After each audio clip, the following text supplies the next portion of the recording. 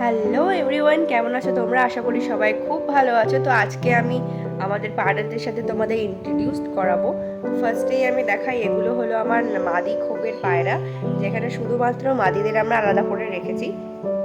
And এইরকম একটা net লাগানো রয়েছে যাতে হাওয়াটা ভালোভাবে পাস করতে পারে। যা গরম পড়ছে তার মধ্যে এটা ছাদের উপরে থাকে। তো আর সব সময় ওদের সামনে একটা জলের বাটি দেওয়াই থাকে, কারণ গরমে জলের খুবই প্রয়োজন। আর আমরা মাঝে মাঝে চেষ্টা করি যে ওদের স্নান করিয়ে দেওয়ার, মানে একদিন থেকে দুদিনের গ্যাপে গ্যাপে আমরা স্নান করিয়ে দিই। আর এটা হলো আমাদের নরখোপের পায়রা। এখানেও কিছু পায়রা ভিতরে আছে, কিছু পায়রা বাইরে আছে, কারণ যেগুলো কমফোর্টেবল মানে ভালোভাবে পোষ মেনে গেছে সেগুলোই শুধু বাইরে রাখা হয়। আর এগুলো হালকা করে ডানা কেটে আমরা এর ভিতরে রেখে দিয়েছি।